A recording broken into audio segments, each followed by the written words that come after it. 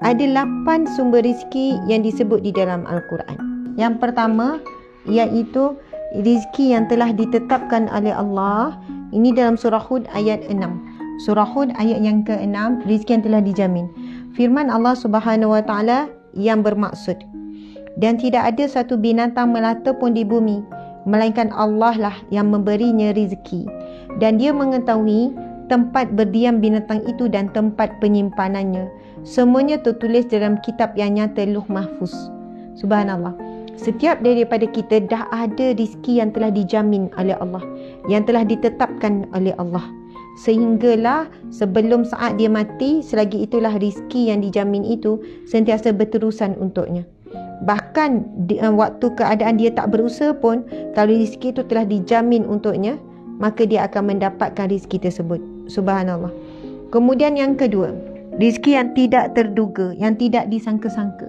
Ini adalah daripada surah At-Talaq ayat 3. Rizki yang tidak disangka-sangka. Allah Subhanahu Wa Taala berfirman, "Wa may yattaqillah yaj'al lahu makhraja wa yarzuqhu min haitsu la yahtasib." Barang siapa yang bertakwa kepada Allah akan diberikan jalan keluar di setiap kesulitan dan memberikan rizki daripada sumber yang tidak disangka-sangka. Jadi rizki yang tidak disangka-sangka ini Allah akan berikan kepada siapa? Wa may yattaqillah. Barang siapa yang bertakwa kepada Allah akan diberikan jalan keluar dari setiap kesulitan. Wa yarzuqhu min haitsu la yahtasib, dan diberikan rizki yang tidak disangka-sangka. Sebab itu beruntung orang yang soleh, orang yang beriman, orang yang bertakwa, selalu dapat rizki yang tak disangka-sangka. Dan bila sebut pasal rizki, kita fahamlah rizki ini boleh datang dalam bentuk apa? Sihat, kasih sayang. Lagi apa lagi? Rezeki pasangan, kan? Rezeki anak, macam-macam. Duit tu ataupun harta tu hanya salah satu daripada bentuk rezeki. Subhanallah. Bagi orang-orang yang soleh, rezeki ilmu, rezeki disayangi oleh orang-orang yang disayangi Allah, itu rezeki yang sangat tinggi sebenarnya. Masya Allah. Yang ketiga pula, rezeki kerana anak. Ini disebutkan anak, cucu semualah kan, yang melibatkan zuriat keturunan. Ini firman Allah dalam surah Al-Isra ayat yang ke-31, yang mana Allah Subhanahu Wa Taala berfirman dalam surah Isra ayat 31, dan janganlah kamu membunuh anak-anakmu kerana takut kemiskinan. Kamilah yang akan memberi rizki kepada mereka dan juga kepadamu. Sesungguhnya membunuh mereka adalah satu dosa yang besar. Ini berkenaan dengan bagaimana budaya masyarakat Arab yang membunuh anak perempuan hidup-hidup, ataupun budaya masyarakat Arab jahiliyah ni. Sebelum Nabi SAW dilantik menjadi Nabi ni, kan boleh luasalah amalan-amalan khurafat dan sebagainya.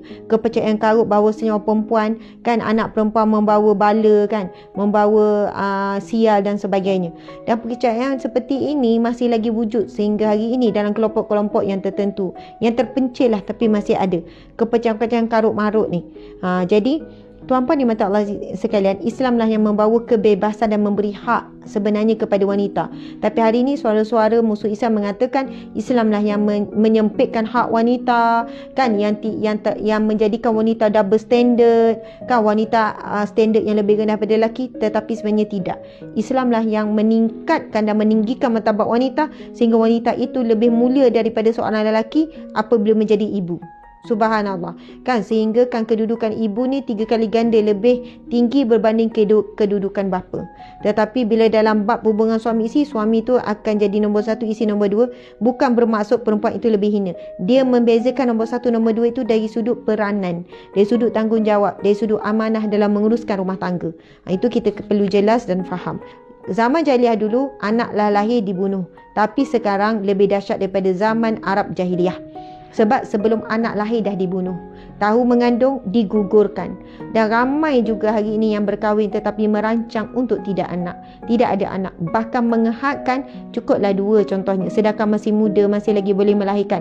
Kerana apa? Bimbang, takutlah bang tak cukup duit, gini-gini. Bagi orang yang berkemampuan biasanya mengehadkan. Terbalik pula bagi orang yang susah, kadang tu tak mengehadkan, kan. Mereka terlebih yakin, tapi hidup dalam keadaan susah, sederhana. Di waktu yang sama, subhanallah, insyaAllah rezeki anak tu sentiasa ada. Ada je lah orang beri walaupun hidup miskin. Tapi biasalah netizen akan kecam. Dah tahu susah miskin, kenapalah nak beranak, nak ramai anak dan sebagainya. Jadi perkara-perkara seperti itu perlu disebut, diperkatakan dengan cara yang baik. Dan itu berkaitan dengan rezeki yang Allah telah tetapkan untuknya, itulah jumlah anak untuknya. Jadi perbincangan ulama memang ada hukum mengehadkan bilangan anak ni. Kan sebahagian mengatakan haram, sekiranya tidak ada sebab-sebab.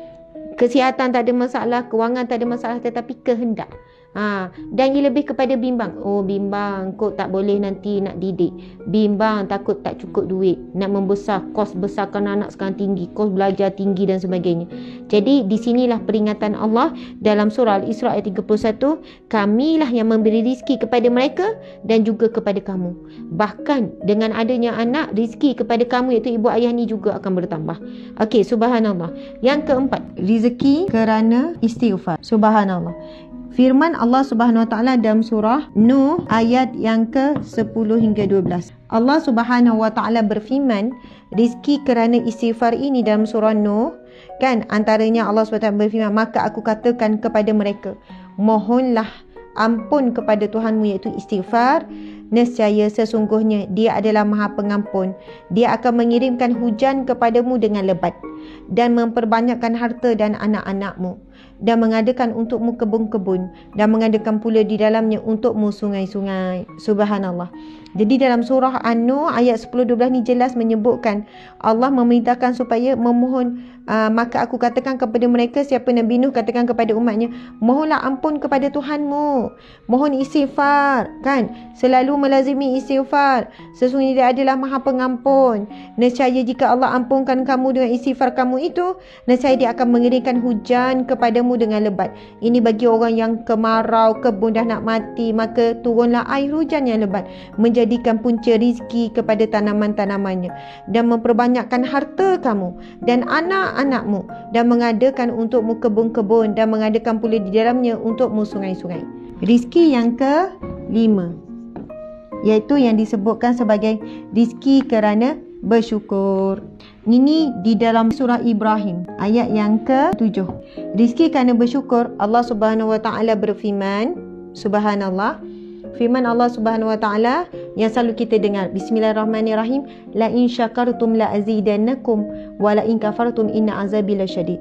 Sekiranya kamu bersyukur, pasti kami akan tambah nikmat ke atasmu, dan sekiranya kamu kufur dengan nikmat, maka nantikanlah azabku yang amat pedih.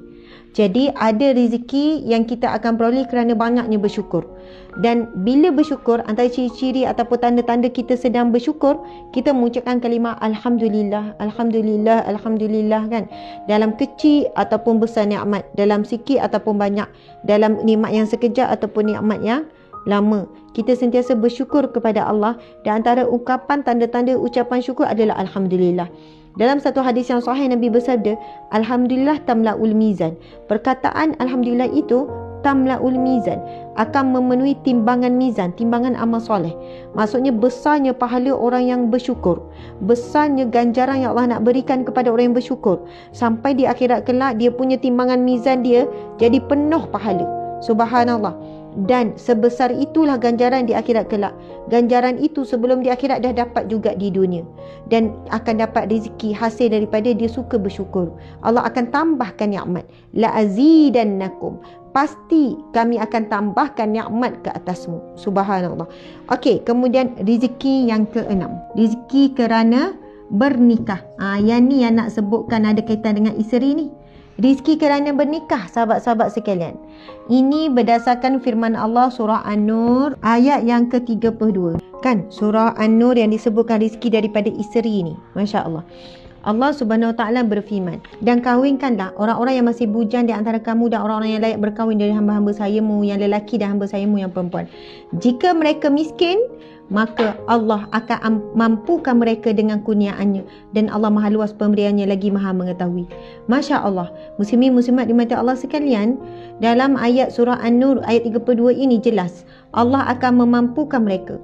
Maksudnya kahwin, orang yang kahwin ni kalau dia miskin, jika mereka miskin, Allah akan memampukan mereka dengan kurniaannya, dan Allah maha luas pemberiannya lagi maha mengetahui. Masya Allah. Muslimin muslimat dimati Allah sekalian, Dalam hal ini saya nak berkongsi sikitlah pengalaman. Masya-Allah. Masa saya nikah dulu umur 22, balik daripada Mesir terus nikah. Balik Mesir dalam bulan 9, bulan 11 nikah. 9, 10 bulan 11 nikah. Kan, belajar degree masa tu. Dan waktu itu suami sekarang kan, masa tu tunang lah kan, belajar di UTM Skudai, buat master masa tu, dan bidang dia lah chemical engineering. Dan waktu sama dia jadi researcher ni dapatlah sikit allowance kan, dalam allowance tu adalah dalam, saya tak silap saya, dalam 1,200 macam tu. Jadi kami pun bernikah dalam keadaan yang sangat sederhana, seadanya, Masya-Allah. Keluarga saya pula yang memudahkan, keluarga yang memudahkan, Masya-Allah. Mak ayah kami ni asalkan lelaki itu baik, subhanallah, walaupun kalau ikutkan masa tu suami belum dapat kerja, tak ada kerja lah kan, sebab itu sambil-sambil belajar kan, diberikan peluang. Okey, itu bukanlah satu pekerjaan yang tetap, habis saja buat belajar terus habis, macam tu lah. Jadi ketika itu kan, Masya-Allah, bila mak ayah ni kan, dan bukan saya seorang yang begitu, ada beberapa orang lagi adik-beradik saya yang bernikah sama belajar kan, masih muda. Mak ayah bila ada, yang penting jumpa, mak ayah tengok akhlak baik, siasat sikit latar belakang baik, terus mempercepatkan. Itu yang ada nikah umur 19, saya rasa ada yang paling muda, ada yang umur 20 kan, saya umur 22. Tapi doa ibu ayah juga memudahkan supaya anak-anak ni cepat bernikah dan sebagainya. Okey, kami adik-beradik 10 orang, saya anak yang kedua. 9 orang dah nikah lah, tinggal yang bongsu tu Nabila, tengah belajar buat medik sekarang. Okey, peringkat awal kan, sebenarnya kata-kata mak orang tua kan, kata tak apa, nanti ada rezeki orang nikah ni ada, rezeki orang berkahwin ni ada. Dia ada pro and cons lah, pro and cons kan. Ada juga ibu bapa yang menetapkan boleh nak nikah dengan anak, tapi dah ready, siapkan lah rumah sewa, dah ada, kawan-kawannya dah ada kereta apa. Masa saya nikah memang tak ada apa-apa lah, maksudnya kereta ke apa ke semua tu tak ada. Dan bila kita dah mengandung contoh kan, kita mula risaukan kan, risau maksudnya untuk kos menerima anak dan sebagainya. Dan alhamdulillah ketika itu ibu ayah banyak membantulah, ibu ayah kan selalu telefon, sebab tahu ni duit tak ada, tolak sewa, tolak itu, tolak ni, duit makan sebulan ada dalam 200, memang tak cukup lah kan, 200-300 untuk duit makan sebulan. Jadi di situ kita belajar untuk berjimat, tapi rezeki tak pernah putus kan, ada je orang bagi, jiran bagi makanan, begitu begini. Walaupun saya ingat masa tu, zaman tu memang semua mesin basuh orang dah guna, tapi kami belum mampu nak beli mesin basuh. Atika lahir barulah dapat beli mesin basuh kan, peti ais pun ada orang bagi, sofa pun ada orang bagi, rumah kecil je sewa, kecil je, dapur pun tak ada. Masuk dapur memang tak ada dapur, rumah yang kecil, orang kata rumah apa ya, dia tak ada dapur, dia cuma ada selekoh nak pergi tandas, situlah sikit tempat masak, macam tu kan. Seronok pula bila kenang. Makanan yang paling special laksa Penang, sebab tak boleh dah harga tinggi lagi daripada tu. Tapi yang paling utama, Allah beri rasa kecukupan, kekayaan kepada jiwa, dan rezeki yang tak disangka-sangka kerana kita redha dengan susah. Sebab apa? Kalau orang kata tak apa, nikah nanti murah rezeki, tiba-tiba rezeki tak murah kan, dari segi akal fikiran kita, maksud murah tu rezeki dibuka Allah ke dan sebagainya, rezeki banyak ke, tapi tak ada. Contoh kan, mulalah kita menyalahkan Allah Subhanahu Wa Taala, sebab firman Allah ni, Allah akan mencukupkan, Allah akan memampukan. Jadi di situlah kita harus faham, kalaulah kita tidak diberikan rezeki yang sehingga cukup, tetapi Allah berikan kita kecukupan, rasa cukup. Walaupun hari-hari makan nasi dengan kicap, tapi harmoni saja suami isteri kan. Walaupun kita mungkin selalu makan sedap-sedap, lepas tu bila nikah kita diuji dengan kesusahan, tetapi subhanallah, Allah beri kita rasa kemampuan untuk hidup sederhana. Itulah yang akan mencukupkan. Jika bukan rezeki yang cukuplah mencukupkan kita, Allah mencukupkan hati kita untuk rasa cukup walaupun dalam kekurangan. Itu di antara rezeki orang bernikah. Ada dua lah, sama ada diberi kecukupan daripada dalaman ataupun kecukupan daripada luaran. Masya Allah. Okay, yang ketujuh, rezeki kerana sedekah, iaitu firman Allah Subhanahu Wa Taala ayat surah Al-Baqarah ayat 245, yang mana Allah berfirman, sesiapa yang mahu memberikan pinjaman kepada Allah, qardun, pinjaman yang baik, iaitu menafkahkan harta, iaitu sedekah, maka Allah akan melipat gandakan pembayaran kepadanya dengan lipat ganda yang banyak. dan Allah menyempitkan dan melapangkan rizki kepadanya lah kamu dikembalikan. Subhanallah. Dalam hadis ini, dalam firman Allah ini jelas Allah menyebutkan siapakah yang mahu memberikan pinjaman, iaitu membawa masuk sedekah, infak di jalan Allah, iaitu menafkahkan harta di jalan Allah, maka Allah akan melipat gandakan pembayaran kepadanya dengan lipat kali ganda yang banyak. Dan Allah menyempitkan dan melapangkan rizki kepadanya lah kamu kembali. Jadi ayat ini sekali lagi kita jelas Allah lah yang melapangkan dan menyempitkan rezeki. Subhanallah. Tuan-puan sekalian, dalam ayat ini Allah menggunakan perkataan siapakah yang mahu memberikan pinjaman kepada Allah. Allahu Akbar. Subhanallah. Ayat ini seolahnya Allah sangat lemah lembut dengan kita meminta supaya kita memberikan pinjaman. Bukannya beri terus, seolahnya pinjam. Yang cuba kita fikir dari sudut logik akal. Okeylah, kita ada duit 1,000. 1,000 ni kita kata okeylah masuk dalam akaun kita, nama kita. Tapi hakikatnya diberi oleh Allah. Betul tak? Diberi oleh Allah 1,000 ni.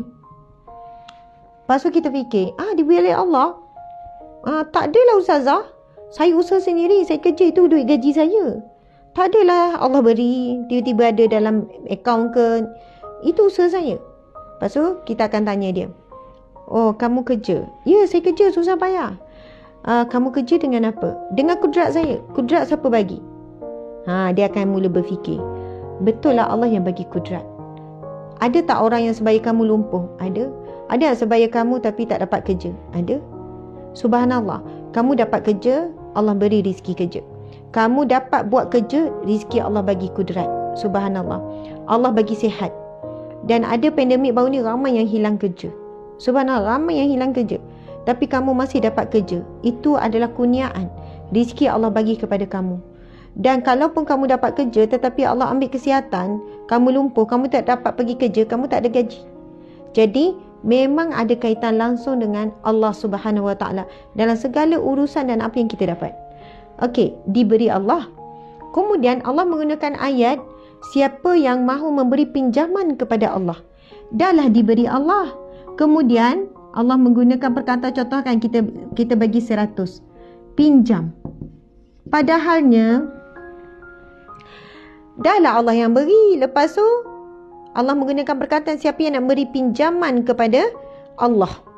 Padahalnya kalau Allah dah beri, Allah boleh ambil bila masa. Dan soalannya bukanlah guna kata pinjam. Soalannya Allah dah beri, pulangkan. Soalannya begitulah. Allah yang beri 1,000, pulangkanlah 100. Contoh begitu kan. Tapi tidak. Allah pujuk kita dengan perkataan barang siapa kan yang mahu memberi pinjaman kepada Allah. Bila sebut pinjam, seolahnya bila pinjam akan dipulangkan semula. Betul kan? Bila pinjam akan dipulangkan semula. Dan biasanya kalau orang pinjam kita 100, orang tu akan pulangkan semula 100. Kecuali kalau siapa yang buat hutang riba lah. Tetapi Allah berbeza. Subhanallah. Dahlah duit, harta, rezeki Allah bagi. Lepas tu Allah gunakan istilah siapa yang meminjamkan kepada Allah pinjaman yang baik, menafkah hati jalan Allah, maka Allah akan melipat gandakan pembayarannya dengan lipat ganda yang banyak. Subhanallah. Dahlah bagi pinjam, lepas tu Allah balas pula dengan lipat kali ganda. Kalau 100, mungkin 1 juta, mungkin 2 juta nilai untuk dibalas oleh Allah di akhirat kelak. Bahkan biasanya orang yang kuat bersedekah, rajin bersedekah, banyak berwakaf, mereka yang juga Allah berikan kemurahan rezeki di dunia. Dunia lagi murah dari rezeki dia, lapang rezeki dia. Tuan-puan dimati Allah sekalian, hanya orang yang banyak bersedekah. Sebab apa lapang? Kadang kita kata, Ustazah, saya tengok orang tu kan kuat bersedekah tapi tak kaya-kaya pun. Kita kata orang yang kuat bersedekah tu, yang pertama dia kaya jiwa. Sebab apa? Dia tak rasa pun dia memiliki duit tu, dan dia tak rasa pun sayang. Dia boleh beri tanpa dia fikir. Itulah orang kaya yang sebenar.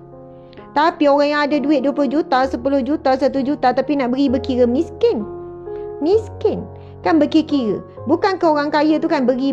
Ui, kaya dia, beri. Orang kaya itu memberi tanpa rasa memiliki, tanpa rasa sayang, tanpa rasa kekurangan. Subhanallah, itulah kaya yang sebenar. Kalau kita katakan, kayanya rumah dia besar, kayanya kereta banyak. Subhanallah, tapi hutang banyak. Dia bukan orang kaya. Subhanallah. Tetapi ada orang yang kita tengok biasa je, rumah kecil, kereta kecil, tapi tak ada hutang, dia orang kaya. Bukankah orang yang berhutang tu orang yang susah? Kan? Bukankah orang yang berhutang itu orang yang walaupun kat rumah besar, pakai yang bergaya tapi hutang banyak? Tetapi orang yang sebenar-benar kaya dan lapang itu adalah orang yang hidupnya tidak ada hutang. Walaupun hidupnya sederhana ataupun kita nampak dia susah. Kita tengok orang kampung, rumah kecil, kesiannya orang susah. Kita kata susah apa? Hati dia senang, dia tak ada hutang.